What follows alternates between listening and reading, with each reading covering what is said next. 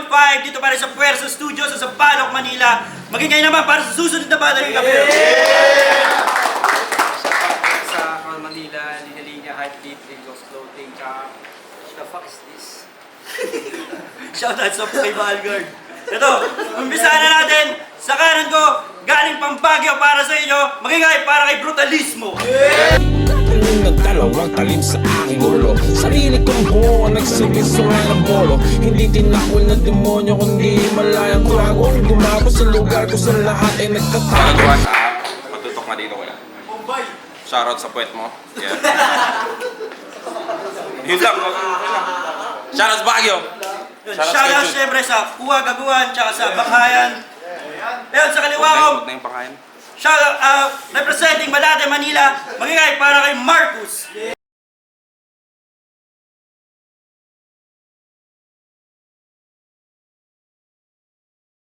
Thank you, Rap Guys. Shoutout kay Brutalismo. Salamat, Rap Guys. Ayun na, breaking point 5, panalo si Marcos Santos. Coin, pinili niya muna si Brutalismo. First round para kay Brutalismo, pakinggan natin. Yo! Uy! Yo! Free have Abby. Yeah, free have Abby. At ikulong lahat ng kurap. Sama nyo na rin to. Pasang pa video nga. Sama nyo yan, itong ina mo kang humahawak ng burat. Pero yun. Rap Lights makinig. Sa debate itong Marcos, mamumuti ulit dahil may paparating na pangamba. Kasalanan to na ang Diyos. Dahil ito na ang second coming at may robredong sasampa. Oy! Ito na ating pinuno. Oh, okay na. Jesse Robredo.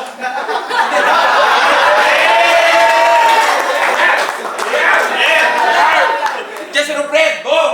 Kamukha ko na siya. Jesse Robredo na nang galing din itaas sa pagbaba ko ay pulido. Smooth lang ang paggalpas ng aeroplano. Di ako naiwang dedo. Walang engine failure o gas-gas sa makina ko ng solido. Pero dito may kakalas na maluwag dyan na tornilyo. Kaya si Raynel, putang ina mo ba ko sa lili? Na sa paglait ng itsura ang kanyang haligi. Ang stilong napili ay pagdala sa iba ng hinanakit mula sa sarili. Kasi ganito, palagi atake netong kontrabita galing Disney. Tatawagin, bakit ang kalaban habang tamang subo sa sarili? Tol, mukha kang feeling pogi to ng MC. Tol, mukha kang hardcore Otis dyan sa Gedli na binubugbog sa mosh pit ng mga kapwa ko Gen Z. You feel me? Pag walang sulat, face shaming ang panggulat nitong kumag na kamukha ni Tado. Kaya pagharap mo sa akin, tila ba deja vu kasi may tarantadong astang-tadong babagsak sa bundok ng Baguio. Kaya Marcos na naman ang tinapat. Kasi muntikan pa tumagilid sa huling Marcos na hinarap. Kaya sa pangalawang salang sasagad, lahat magsa-spiral back na tila optical illusion. Sisiguraduhin babagsak tong Marcos sa kanyang apag at magmistulang it's a revolution! Kaya tong barista pag sa moshpit nakita, I will show this motherfucker down, tamang Deftones. Pag tumbat, tatadyakan sa may atay hanggang magmistulang Coldplay dahil balat mo ay nag-yellow! Yellow! Yeah! Putakin na mo! Ganoon! Yellow! Magpapaulan na parang mafia! Walang Dr. Dre pero death row ang paparating sa'yo na ka-arma! Arma! Like sa yung window bang! Ganyan mag-headbang ang mga suicidal na emo! Kaya hell no! Tinapat ka sa akin kasi parehas tayo ng pinanggalingan. Alinlangan sa aking karamdaman, di ka rakista porket buhok ay naka-riband. Tangina, kalalaki mong tao, sobrang silky ng tuktok. Di mo ako tularan, malasay tama sumuntok at paubos na rin ang aking buhok. Ayan o, putang ina. Pero hindi hadlang ang receding hairline sa sasaluhin mo na straight lines ay plain fair. Magpapasabog underground itong may straight hair, magiging straight hair. Sa mga liga taas, babalo tila ba plain fair? Babad sa eksena pero di makawala sa sarili mong chamber. Ay, plain fair, bitch. Kaya bitch, just stay there. Di na to makitang tatanda. Mas shooting sa daycare. Kaya fuck a gun there. Puta ka na, fuck a gun bar. Tatang gamit pagiging igurot. Gamit si Bat, paparada sa'yo galawang top dog. Ako na sa'yo ang tutuldok na parang ako si Apo Wang Od! Ganon, putang Ganyan mag-represent! Habang ikaw 3 years na sa battle rap! Holy fucking shit, Marcos! Di ka man lang umabot sa media ng masaklap! Habang ibang MCs, asena tila ba GL kung magbabad? Itong Marcos naging Marcos Senior dahil sa underground lang tong dead weight dyan babagsak! Pagbigyan mo sa lamig ng pinabit. Ay, first round para kay Marcus. Palakpakan nyo!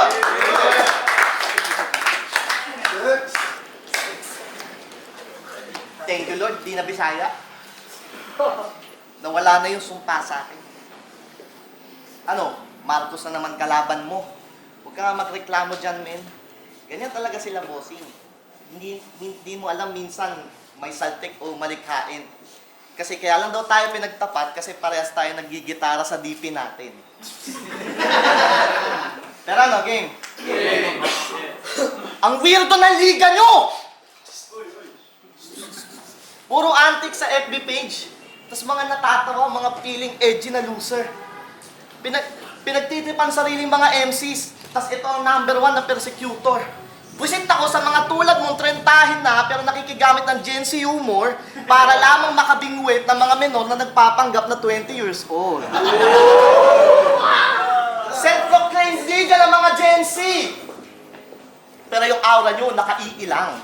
Mga trentahing feeling alpha male porket mga Gen Alpha girls ang natidripan. Mga super-duper aktivista pero sa issue ni Balaki ay tahimik yan. Galit na galit sa mga DDS, palibasa yung galawan nyo pang DD lang. Feeling meme page. Tapos, goth girls lang pala yung demographic na target yung kuhain. Ano yan? Porket mga may daddy issues, feeling nyo pwede na nila kayo maging Coco Martin. Technique nila sa mga kausap nilang bata. Sama ka next event, +1 ka ng isa naming MC Best. Sobrang galing nyo sa pagiging barbero dat pangalan nyo, Kagaguhan Grooming Services. Kasi hindi na masasalba ng pagiging paniga yung mga itsura nyong patalo. Kasi tol, hindi lang sense of humor ang basihan. Dapat mga mukha rin kayong mabango. Hindi porket lahat kayo amoy lupa, qualified na kayo sa langit lupa. Mukha kayong mga palbo na taong tabon, kaya unahin nyo mag-ahit muna. Tapos, galit pa yan sa mga tunog motos. Kesyo, wala daw mga diversity sa kanilang lyrics. Wala rin naman kayong pinagkaiba. Sadyang iba lang ang inyong gimmick. Sa sobrang dali nyong i-stereotype, nahati lang sa tatlo ang inyong species. Mga tulad ni Tulala, mga tulad ni Bitrum, at yung jowa ni Sisik. Kaya ano, Uplines Game! Ito ang tunay... Ito ang tunay na brutalismo. Ito ang tunay na brutalismo. Buong tribo mawawa sa akin. Kahit lahat kayo ateista, magagawa niyong manalangin. US na imperialista ibagsak, pero sa ligang to, di kayo patatawarin. Make rap lines great again. Mga taga-pagubuhan, palayasin!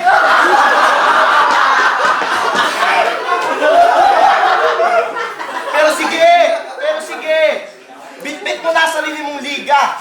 At ako solo lang at sarili ko lang ang pasan.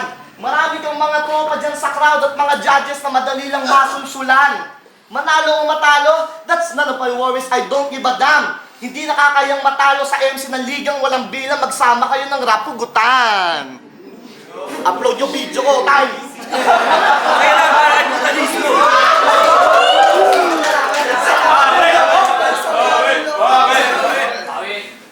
Ang ina mo, bigang dalang puta, para ka nagdala ng dildo sa battle. Utong yun. Oh. Rap lines makinig ulit. Alam mo ba, kamukha mi si Ozzy Osbourne. Noong binaon na siya sa lupa. Tanginang kala mo naman may face card, tol, yung ilong mo parang betlog lang to ng pusa. Meow meow. Meow meow. Pagdurusang naramdaman ng nanay mo nung lumabas ka, baka nga, di kasi ulo yung unang sumilip sa puki niya, kundi yung ilong mong mataba. Yung ilong mo ay elongated. Mukhang ilonggo na inflated. May kalabasang naka-impreta sa iyong face at uwing tatay digong nakakahunat yung ilong ay nakasilip. Slant rhyme. Paputang na nila. Hawakan mo, pre. Hawakan, tol. Pakita mo sa kanila. Ayan, o. Yo! Okay na yan, tangin na mo. Kalat dyan. Mahalin tulad kita sa isang baka dahil pa-crosswise ang ilong. Tamang livestock sa eksena dahil pulutan lang ng rookies na dito ay belong. Pero mga pre, ano nga ba ito nangyari? Paano ako nabuhay? Jesse Robredo sa rap lines? Parang dito totoo.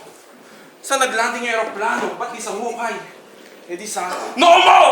Tang-inang kasing no yan. Maglagay lang ako ng lagam dyan, pwede na sila bumuo ng sibilisasyon na mas patas. Ito suggestion ko para sa mga liga. Para di na gumamit ng AI, ito gamitin nyo. Nakalbas! Ano? Kaya puta, this ain't your shit. Dapat ikaw tanggalin sa Pinas di yung Roblox. I will grow a garden to my baka na nakatakas. Ano? Puro light ng itsura ang aking pinakita and that's your best tool. Kaya sa pagiging ginto ng Baguio, pinatikim sa'yo ang golden rule. Kaya, golden rule. Kaya ano? Golden rule. Natuloy ang golden pero sa ngayon hindi ginto ang oras. Dahil sa kahit anong panahon itong Marcos ay dapat nakaposas. Ako ang gintong matagal nang di nakikita. Ako rin, kwento na rin na matagal nang di pa natapos. Di akalain dito matatagpuan ang Yamashita dahil ginto na ang humahanting dito sa Marcos. Kaya sa iyong pangangapa sa ibaba-ibang iyong nairolyo, di na mita sa iyong bibig na kala mo ay sigarilyo, yung magkasabog. Dahil kakahukay mo sa underground ang lumitaw ay Baguio Gold. Time, second round para kay Marcus. Ano, wala ba kayong kamay? Dahil Karen, pwede na to. Nag-birthday na naman ng Marcos sa Marcos. Ha! Peace ako. Tara na, game. Bago ang lahat, welcome dito sa Rap Lines. Malugod ka namin binabati. Kung parehas tayo ditong rookie, pero kung sa experience, wala ka pa sa aking kalahati. Kaya feeling mo, tatagos dito sa ligang to, yung mga linyang sinulat para sa iyo ni Usarugami. Magmumukha kang bobo dito sa Pinas mo, parang criminology nag-ship sa IT. Ha? Criminology nag-ship sa IT. Kasi, pinanood ko yung pinakauna niyang battle. Sigaw ng Kwago. Solid. Astig. Ang bobo niyo pareho. Yung venue niyo parang palengke, tapos parang kayong dalawang naglalabang matadero. Yung crowd naman parang mga NPC. Kada isang linya nito, puro sila, mga sinto. Sila yung mga tipong hanggang ngayon, tip-top pa rin yung tawag sa ginagawa ninyo. Pero at least, yung mga linya mo doon, iconic. Pwede pa nga natin matawag na benchmark. Yung tipong, iko-content ng mga hip-hop pages sa future. Top 10 rappers na pwedeng itapat kay Denmark. Kasi, yung mga linya niya doon, kaya mali ka ng sinalihang liga iha. Ang pagpasok mo dito ay ang timely. Kasi yung kalaban mo, mahilig mang torture. Meron pa. Ang chance mong manalo sa akin, hindi na medyo, hindi pa maybe. Kasi nung nalaman mo na akong iyong katapat, ikay nag-back out. Pwede nang itapat kay Manda. Kasi bukod sa pareho kayo ng style. Ang lupit ng mga one-liner mo no? Isa-isang linya lang talaga, tas di magkakarime. 1 year ago pa lang naman yung laban. Sayang, nag-stick ka na lang doon sana ng mabuti. Sayang, kung tinuloy-tuloy mo yun, ikaw sana yung nag-viral at na-interview ni Looney. Ganto yata talaga pag mga ganto yata talaga pag amateur leagues. Tas yung mga battle close room. Yung tipong tayo lang, tas naglalabas ka dyan ng saloobin. At tingin mo dito, open forum. Kalalaking tao, nag-open forum. Bading! Paano ko nalaman na bading to? Sisik versus Osarugami. Doon ko napatunayan na malamya at bading ka talaga. Kasi inangas-angasan ka lang nung bata, tas di mo magawang matingnan sa mata. May nalalaman ka pang brutalismo, tas di mo naman pala kaya makipagdaragan. Bakit? Pag inamog ba kita ng suntukan, papalag ka? Ha? Papalag ka? Sagot! Ako hindi, bahala ka dyan! Oo, galit na galit si kuya. Galit na galit si kuya, pero halata ka naman. Kunyari, papalag, pero gusto lang talaga niya makipigdikitan sa akin ng katawan. Bading! Bading! Para sa mga nakagets ng aking linya, mission cleared. Taga Malate lang ako, pero di ako tondo na palaaway, kaya ang tawag dito, peaceful here. Peace be with you, pare. Peace be with you, pare. Mukha ka kasi talaga mabait at bonjing. Kaya yung sulat ko sa'yo, 3 things lang, promise. Pinag-reportan ko yung round 1, round 2, mema lang, tapos mamaya freestyle na lang yung round 3. Kasi hindi ko habol ang manalo. Nandito lang ako para manlait at pagpahaging. At hindi naman ako katulad ng spiral na hanggang ngayon umiiyak sa judging.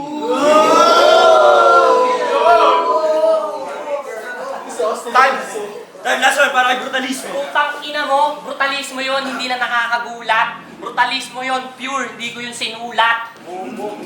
Tapos kung ano-ano lumalabas sa'yo. Yan,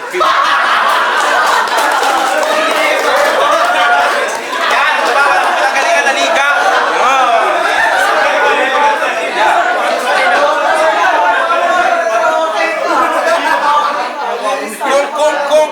Kung ano-ano lumalabas sa bibig. Titawagan mo ako balik, tangina ikaw yung unang dumikit.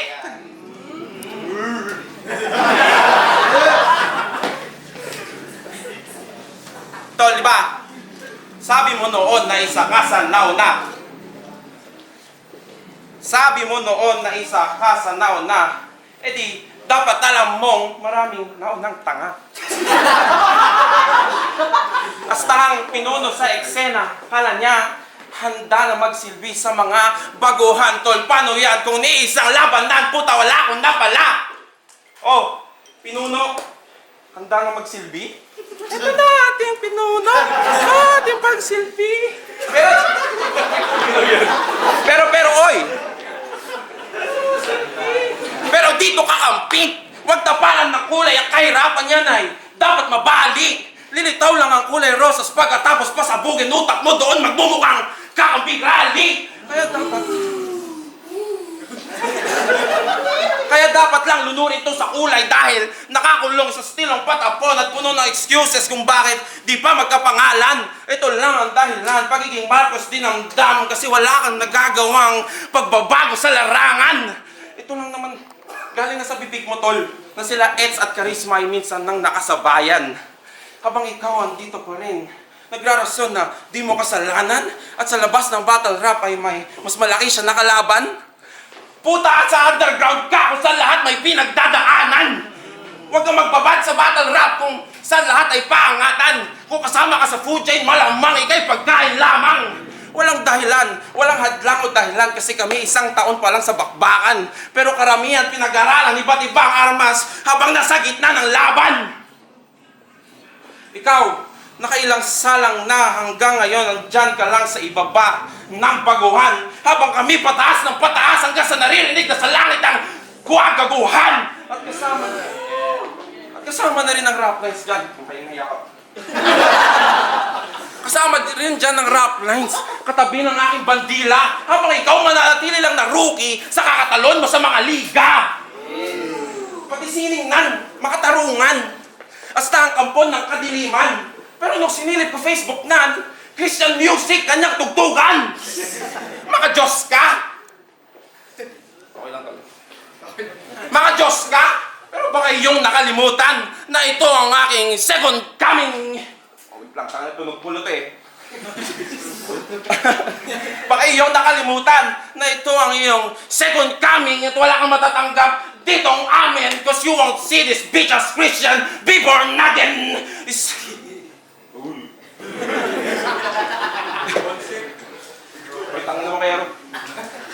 Isang ehemplo ng itinanim, ngunit hindi na tumutubo. Ngunit ngayon, dinidiligan ng rap lines upang itapat sa sumisindi ng puno.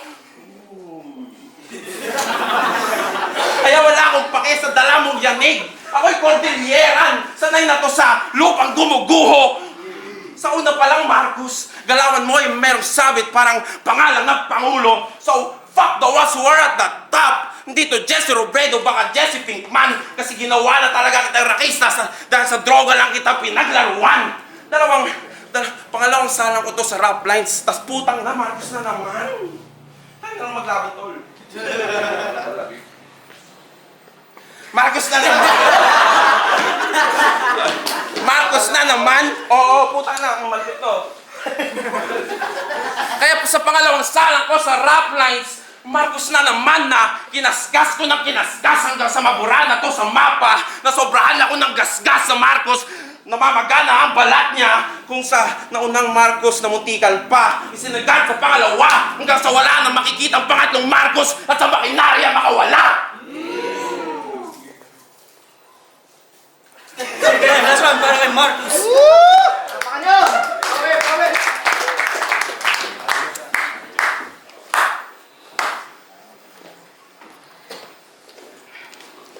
Balitang underground muna tayo mga lodi.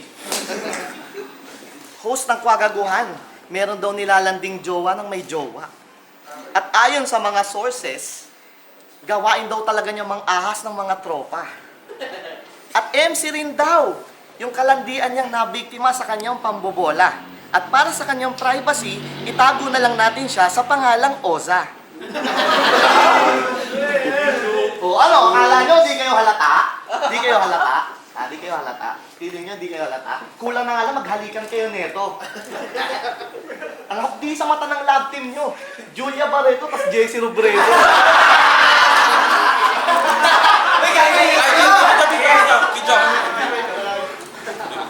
Jesse Robredo. Hindi nyo na yan maitatanggi kasi lahat ng tropa mo nagsabi sa akin, tol. Tsaka mukhang bagay na bagay naman kayo. Mukha siyang map, tas mukha kang janitor. Mukha kang janitor. Pero, respeto sa'yo, Osa. Respeto sa'yo, Osa.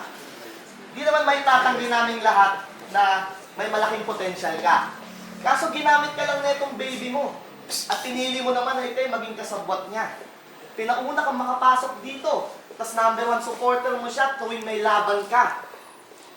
Number 1 supporter mo siya tuwing may laban ka. Para kapag umingin niya yung pangalan mo, madali mo na lang siyang maikakanta. Kaya ano? Mahiya ka sa mga kasabayan mo. Mahiya ka sa mga kasabayan mo. Ikaw lang yung pinaka-wexchong. Ikaw lang yung hindi namin nakitaan ng improvement. Pero salamat sa tropa na ikay na-mention. Dumaan ka nga sa proseso, pero hindi mo may iwasan na ikay aming ma-question na anong brutalismo, baka kolonialismo kasi nandiyan ka lang dahil sa koneksyon. Dahil sa koneksyon. Kasi walang may paki sa sirkulo mo, nasamahan lang ng beatroom fans. Ay, totoo yun. Walang may paki sa music mo, parang soundtrack lang sa Viva Max. Walang may paki sa iyo bilang battle rapper. Mas kilala ka lang bilang host ng Ligang WAC. At may laban ka ngayon mismo dito dahil sa akin. You're welcome in advance. Kasi ako, nagsumikap ako dito. Sobrang sumubok lang na sumubok habang yung estilo hinahasa. Oo, kung saan-saan liga na ako lumapag at nagwagi nang hindi sa tropa umaasa. Hanggang sa inampon na ako dito sa rap lines.